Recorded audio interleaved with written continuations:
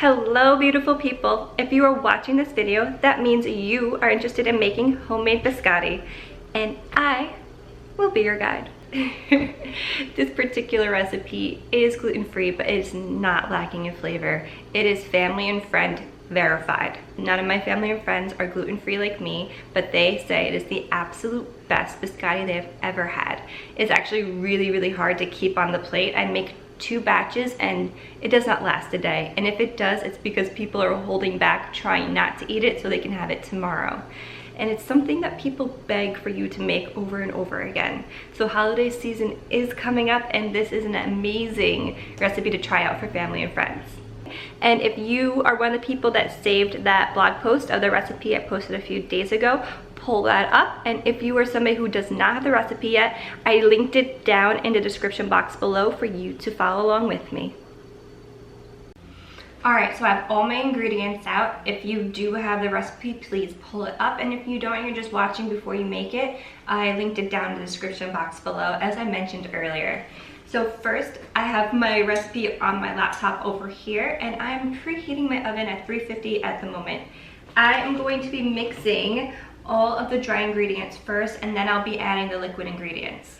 The cool part about this recipe, although it takes all day, it's really simple to make, and it's just about the cooking time that takes so long because you recook it about 4 times. So first is the dry ingredients. I use almond flour. I have 2 bags just because this one's pretty much empty. It is 1 3/4 cup, and the reason behind 1 3/4 cup, because it might sound like a funny number to you, is that almond flour is heavier than normal flour. So normally you see 1, 2, 1.5, 2.5 cups of whatever flour, but almond flour is much heavier, denser, so that's where the 3/4 come from. If you're making 2 batches, I never double the recipe. I actually make 2 completely separate batches just to make sure everything stays perfect, because I did do that one time before and it tasted weird, like something was just off, even though it's my recipe. I don't know, so I just like to make this delicate recipe in 2 separate batches. I mean, it's easier that way anyway.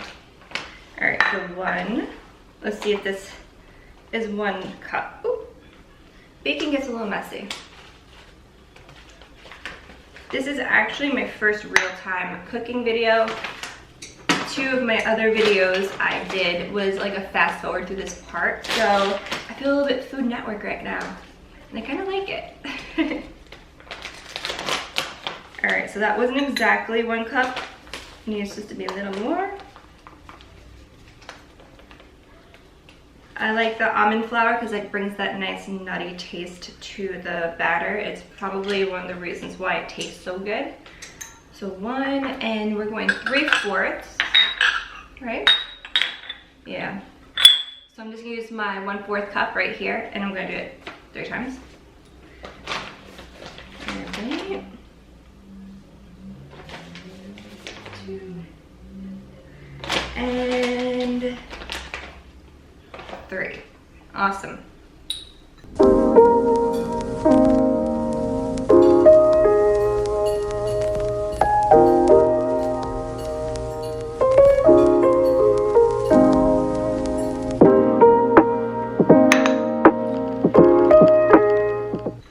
So we also use coconut sugar and maple syrup. We're going to add the maple syrup when the liquid ingredients pop up. Now I used a normal biscotti. All cookies, anything you make is usually the same base, and then you just kind of like customize it when you make your own recipe. And I liked to make the sugars split between maple syrup and coconut sugar to sweeten these cookies, just to give it that little double whammy of 2 different flavor profiles, because this doesn't have any kind of butter or fat in it really to give it that extra flavor. And normally people use all just 1 sugar when they're making a biscotti, but I liked to split it in half to give it that double flavor profile to really round out that flavor.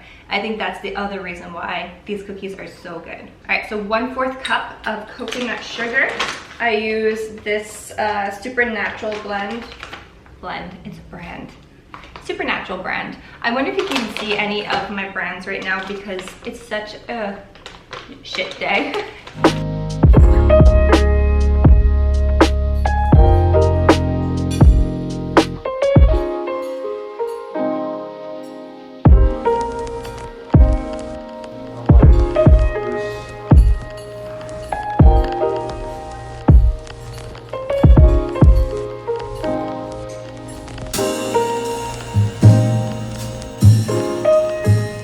Okay, so next we're doing the cornstarch. Cornstarch is really great. You can use tapioca. I don't really use tapioca. I always like to use the cornstarch. I am gluten-free and cornstarch is gluten-free, so it doesn't need to be supplemented in my opinion, and I don't find it to be that harmful to your body at all. Some people just like to be completely natural, and I like to use the cornstarch. I believe I have a teaspoon in my hand, so we're gonna switch to a tablespoon. All right, when you do the cornstarch, it's not like a heaping. You use the side to scrape it flat. Sprinkle that in.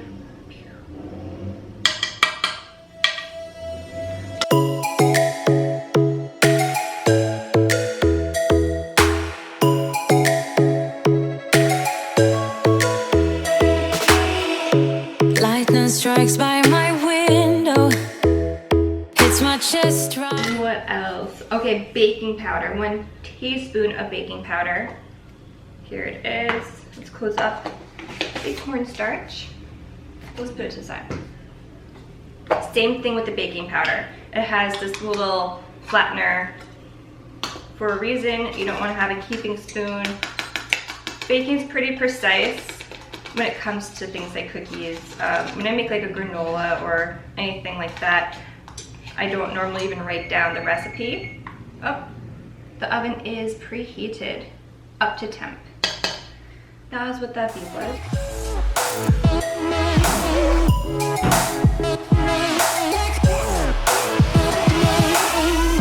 Okay, so all of our dry ingredients are in our bowl. I'm gonna come around and show you.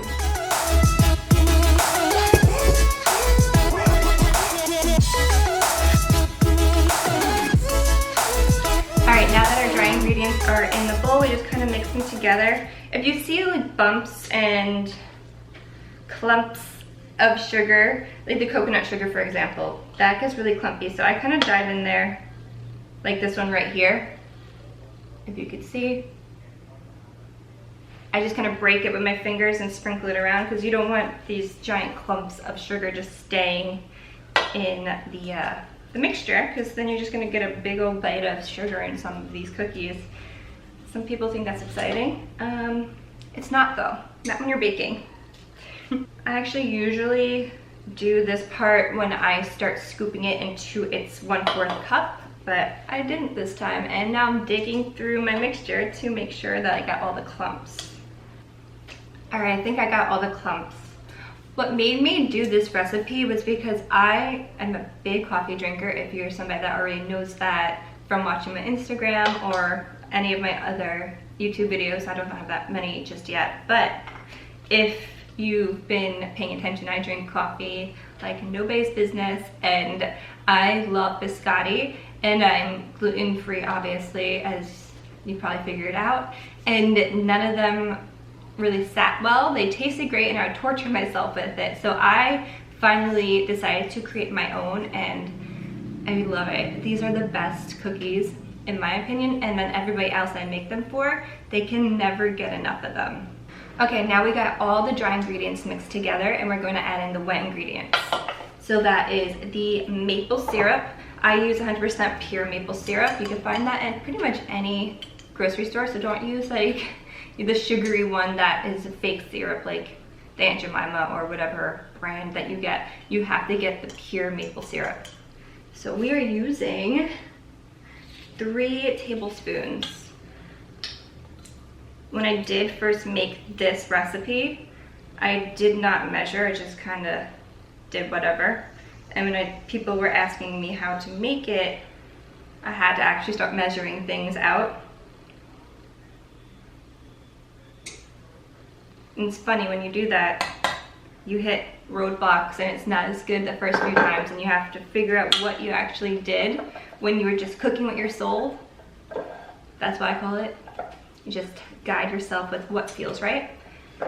All right, what's next? We have 3 tablespoons of water. Here we go.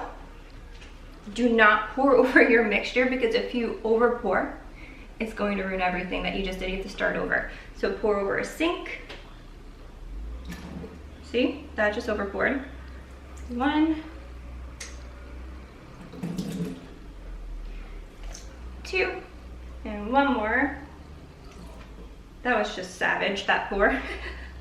And 3. All right, what's next? 3 tablespoons of water, 1 teaspoon of vanilla extract. My hands are sticky from the maple syrup. What did I say, 1 teaspoon? 1 teaspoon, all right. Pure vanilla extract. Give it a little shake. Again, do not pour over your mixture, your batter, because things that are potent and things that are very liquidy could definitely change the texture of your batter, and you do not want that. All right, I need to wipe my hands, they're so sticky. And let's see, so we did the almond flour, we did the coconut sugar, maple syrup, cornstarch, baking powder. We need to add the salt and the chocolate chips. I add the chocolate chips after I mix this all together. Let me get the salt.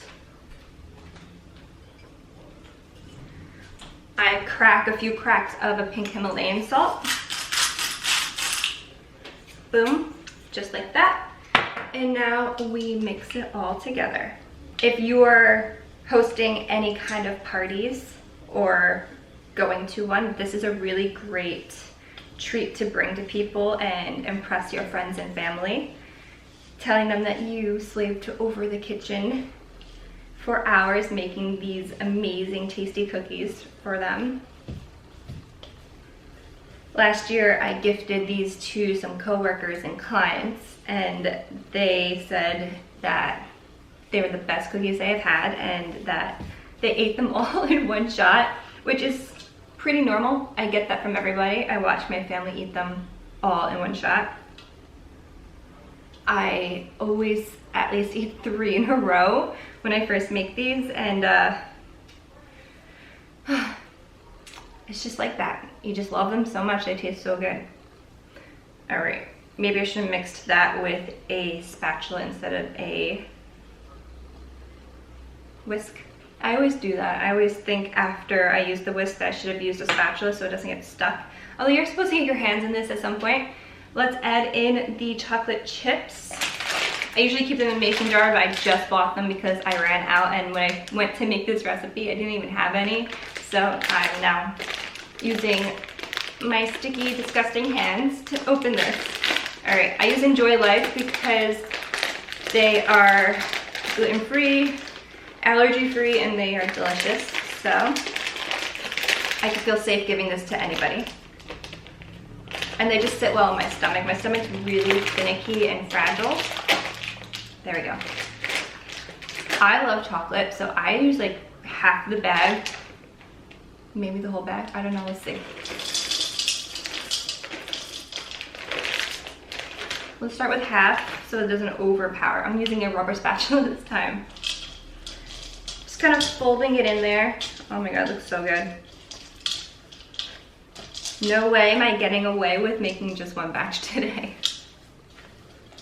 My husband's been begging me to make these again since I made them for him about a month ago. He wasn't here last year when I was making them. He was deployed, so he hasn't gotten to taste them yet, and when he did, of course, just like everybody else, he begged for them to be made the next day, like immediately. So he's gonna be really happy that these are baking.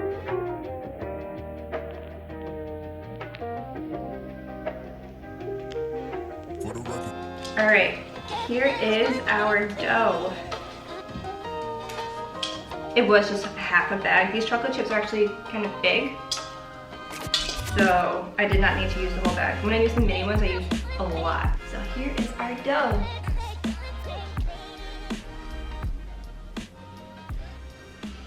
It smells so good. All right, we need, oh, I didn't take out my baking pan. All right, we're gonna go grab the baking pan and I'll be right back. All right, got my baking sheet. I don't know why I called it baking pan. I don't know if it's, I never heard anybody call it a baking pan, so weird. All right, let's brush this off so nothing gets stuck to the bottom of the sheet and, I don't know, burn or something. Cool. All right, the sheet, it's supposed to be non-stick, but last time I made it, I actually did put some butter, so I'm gonna grab some butter and just butter it just a little bit because I don't have any kind of baking spray. So if you do have pan baking spray, just pan it up.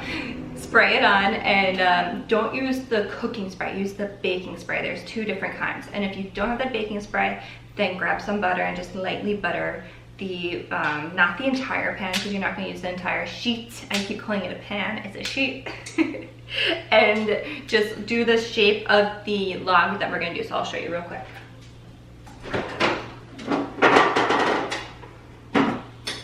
The butter that I use is Earth Balance.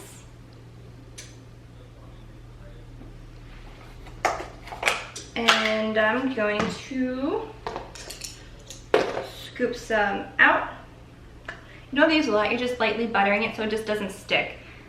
You don't want your cookies to stick. So what we do next after we butter it is we make the batter into a log shape.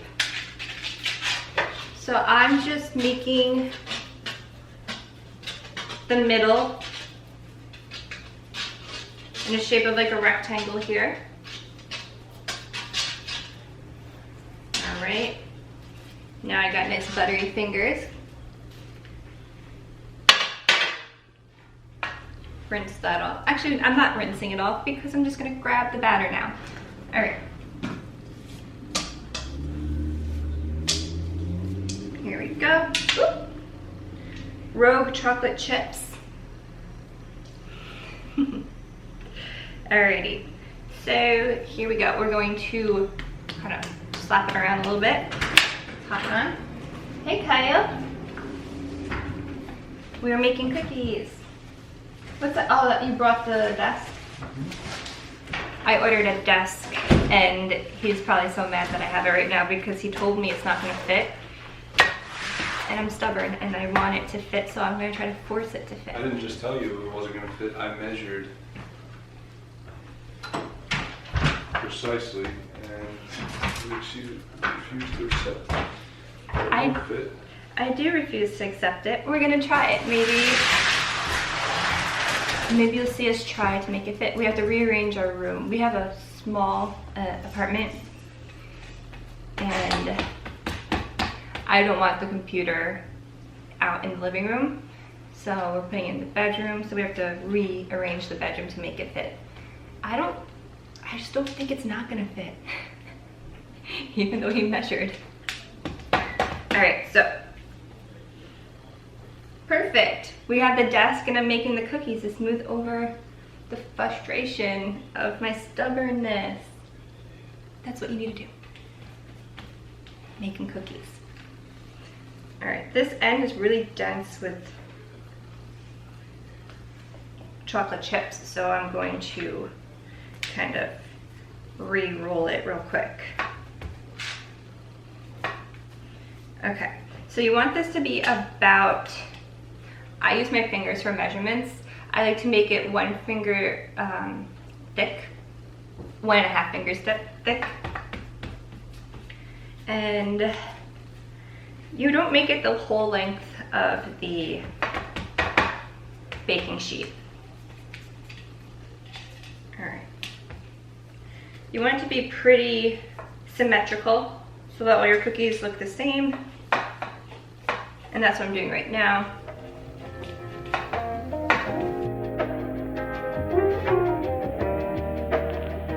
If you have parchment paper, you can also use that underneath instead of the butter. That way when it's time to cut, you can lift it off and cut. But I just cut right on my baking pan, my baking sheet. I keep calling it a pan. All right, so 1 finger high, 1.5 fingers high.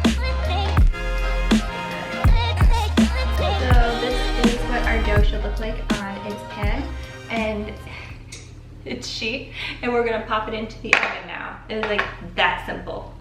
Let's rinse off our hands and wipe off any dough that's on the sheet anywhere that's not where the cookie dough is. When I first made these on my first time making the recipe, it was back at my parents' house, and we had a gas stove and gas oven, and here we have an electric, so the cooking time was way different. And so when you're using your oven and your stove, every single stove and oven has its own kind of cook time. So just be diligent in checking on everything, and it might not be exactly 20 minutes, it might not be whatever time it takes my cookies to bake. You just need to keep checking on it. And that's the thing, you don't leave your oven unattended. Like, you could do laundry, you could do work, but you can't just like leave the house, okay? I'm gonna pop it in.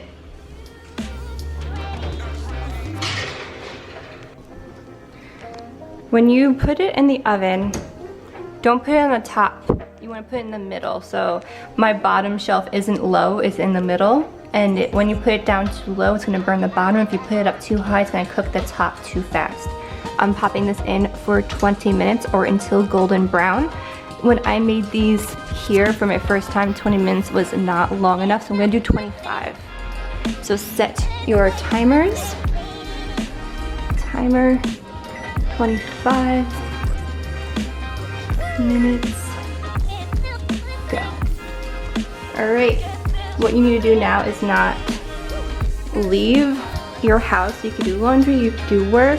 So I am going to do laundry and cook breakfast actually. Okay, it's been the 25 minutes. The loaf is the perfect golden brown color. When I did 20 minutes, it was a little pale and then it was a little undercooked. And now we're gonna take it out. I'm gonna set you here. It's a little dark. And after we take it out, you're going to let it completely cool. And this is because we're going to cut it and then we're going to bake it another 2 more times. So here's our perfect golden brown color.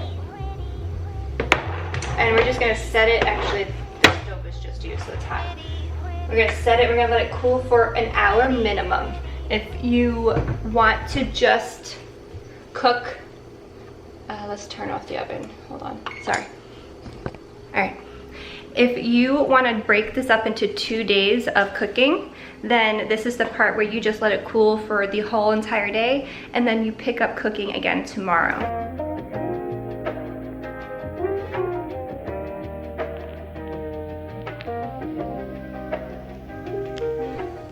Okay, so this part is where you're gonna let the cookie sit and rest. We want it to completely cool off so that when we go to cut it, it doesn't collapse the cookie or smear the chocolate chips. If you're gonna be baking this in 2 separate days just to cut the time in half because you don't have the luxury of time, then this is the part where you will just set it aside and pick back up tomorrow. Okay guys, so now it's time to bake them a second time. So we're gonna preheat the oven to 250, and this is because it's gonna be a lower temperature. It's gonna help draw out that moisture for the second and third bake to make them that dry cookie that they are. So let's go ahead, take a peep. So they're nice and cool, no chocolate on my finger, and we're gonna bake it at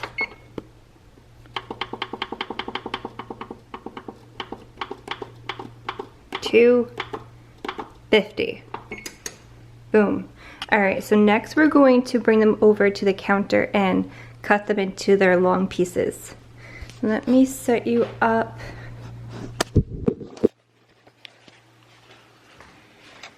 One second.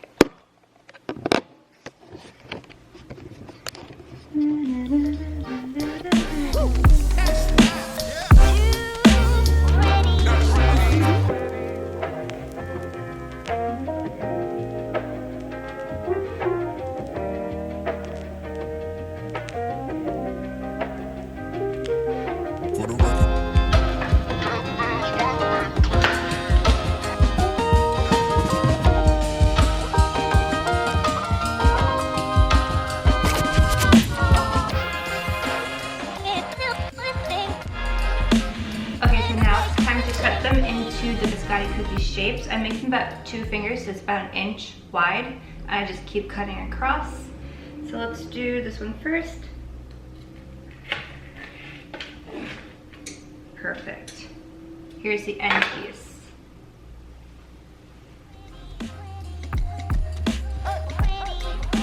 They're still soft because they're not fully baked, so it's not that hard to cut them. I'm using these cool Cuisinart knives that my mother-in-law got us for when we moved in. They're really handy. They're super sharp. I like it. I don't even know what they're all for. They're supposed to all be for something specific, but I kind of make it up.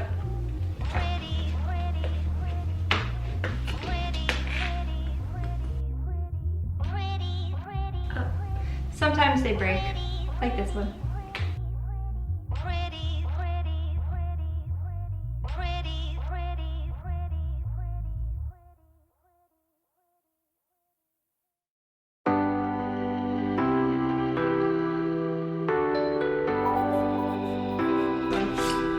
Using this one's a little longer.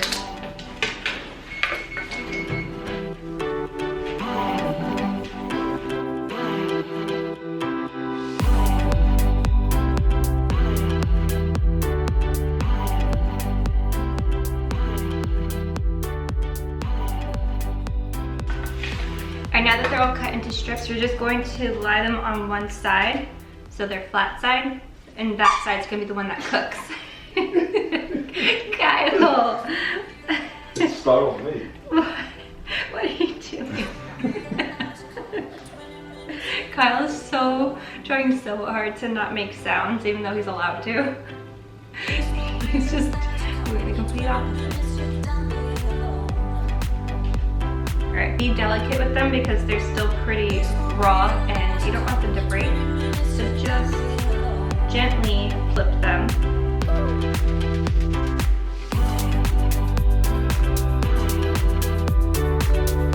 Oh, while they were baking and cooling, I was actually putting the desk up and it turned out that it fit just fine and I love it. So these cookies aren't I'm sorry cookies that I didn't listen to you. It's just yay, the desk fits cookies.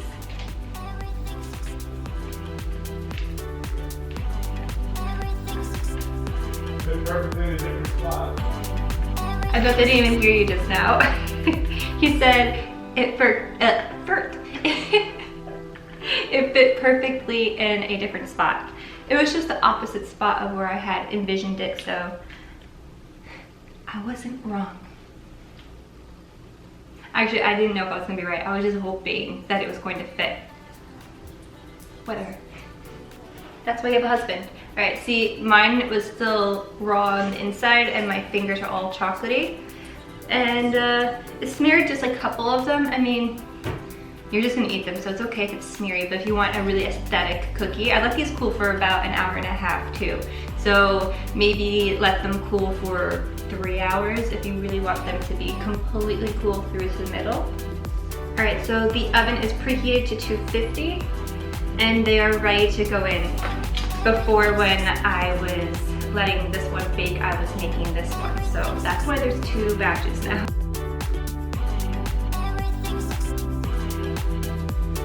And we're gonna let these bake in there for about 25 minutes. Again, like my gas oven was 20 minutes and this one is 25 minutes because they heat up differently. So you just wanna keep checking on them. When they're done, we're gonna come back and we're gonna flip them. Set the timer, 25 minutes. Start. All right, you can clean things up and then meet back here.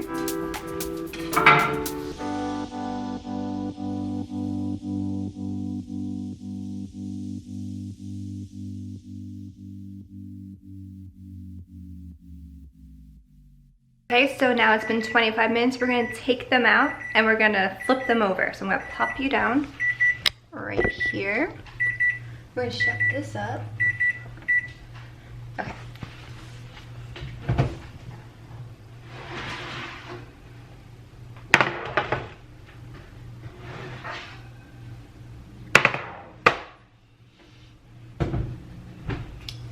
They're really hot, so use maybe like tongs or something. I'm gonna grab mine. Sometimes I'm lazy and I would actually just use my hands, but let's not be silly.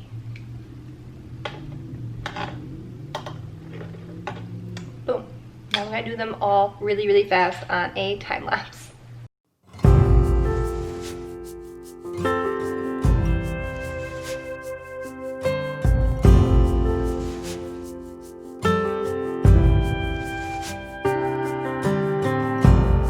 Sailors passing on the street, are you ready?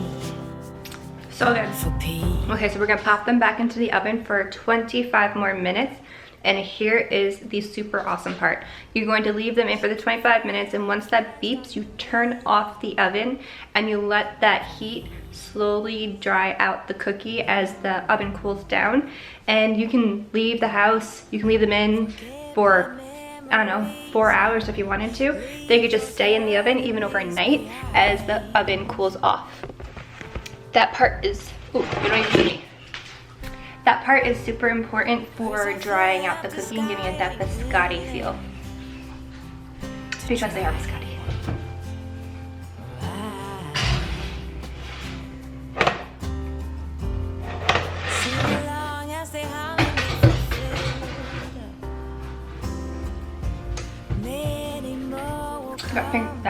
I have fingers all over my fingers. I have chocolate all over my fingers now.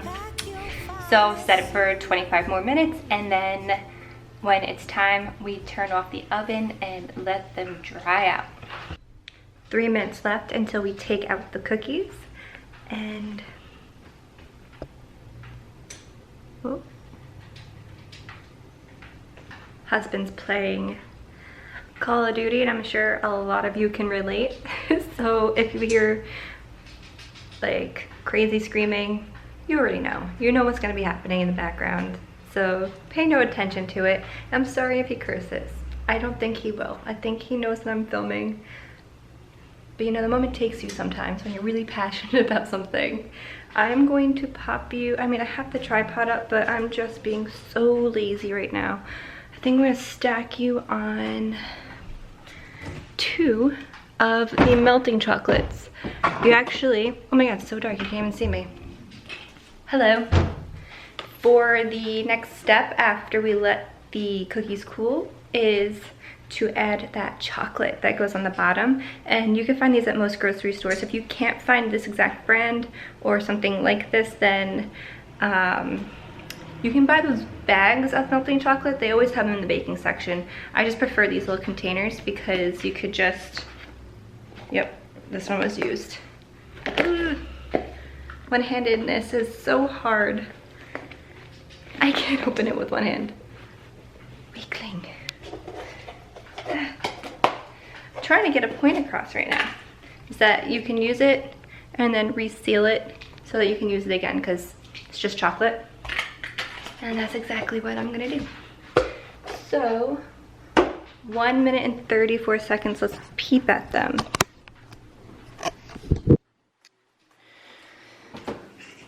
Looking like cookies to me. Can't wait to take them. Oh wait, I don't even have to take them out. What am I saying to you? Crazy girl. Oh, that's my palm. I don't even have to take them out. After this beeps, we're actually going to just turn off the oven and we're gonna let the oven cool off over a few hours, and that slow decline of the heat of the oven, you know, decreasing, is going to dry out that cookie and make it super nice and not crunchy, but the right amount of crunch. It's gonna be the perfect cookie. I swear, you're gonna love it. So I guess 30 seconds are left. And what I'm gonna do is I'm gonna go to Home Goods and I'm gonna find a computer chair because the desk is in a great spot and I need a chair now. So if you have anything to do when this part comes up, you're able to leave the house now because the oven will be off. And yeah, I'll be back here when it's time to melt the chocolate. Yay! Okay guys, it is 6 p.m. and The oven is still a little warm, but it's about time to cook dinner, and I'm just gonna take them out now because I feel like they're close enough to being ready. So let's pull them out. Yeah, it's barely any heat in here. I mean, there's still some, but you hear that? They're nice and hard. That sounded bad.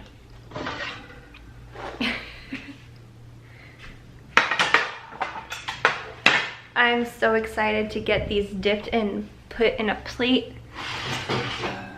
This has taken, when did I start? I started at noon. I planned on starting at 11, but I started at noon. Oh wait, no. I started at 11:30. So I've been cooking from 11:30 and it's now 6 p.m. And this is what I was saying, when it's very time consuming. So a lot of people do break it up into 2 different days. I'll pop you here. Actually, let me first show you what they look like.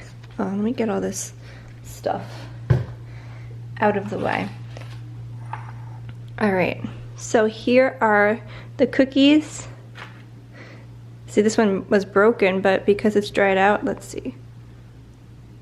There you go. It's hard enough that holding itself together. So you can see how they're actually nice and crisp. Our next step is to melt our chocolate. So I'm gonna pop mine into the microwave. Maybe I should put you on the tripod. Wanna see what you're resting on right now? A BKR.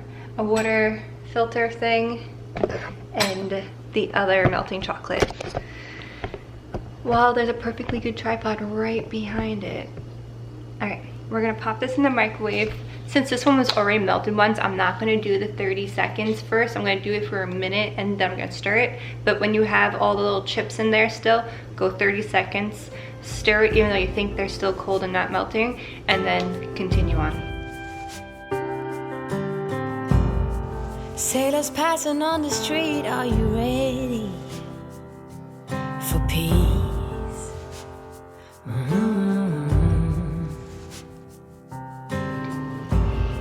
Alright, so it is melted pretty well. I don't want to burn it since it's already been melted a few times before, so we are going to start painting our cookies. I don't like to dip it because I think it's really messy. I'm gonna pop you down.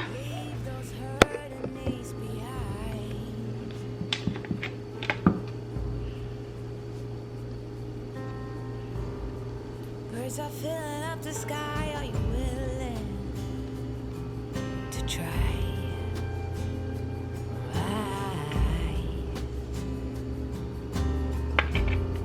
Sing along as they hum and be fulfilled. Many more will come, many more under the sun. Pack your finest suit. We will keep it steady. We will be the confetti. If we fail, we just reboot.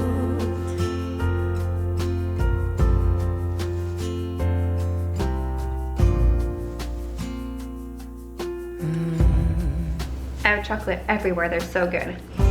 Kyle, Grass is greener on the come side. do a smell and taste test. I swear there's probably chocolate on the camera right now. Kyle, smell test first.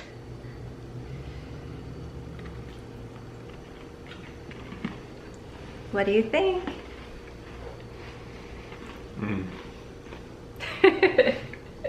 Mouthful, you don't want to talk on camera.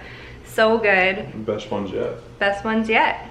That's because I figured out our oven, because the last time I made it for him, like I said, I did it for 20 minutes instead of 25, so it wasn't as dried out. Happy husband. And he's not gluten-free. So, all you non-gluten-free people, don't be afraid. This is super good. You'll like it too. You can make it for friends and family. Oh my god. He's gonna eat them all, I promise. I better start. If you like this video and Kyle's sink washing, give it a thumbs up and hit subscribe so you never miss a video. I had a come on here and eat one too. Many more will come. So good. Many more under the sun. Pack your finest suit. Yes, we will keep it steady. We will be the confetti. And if we fail, we just reboot.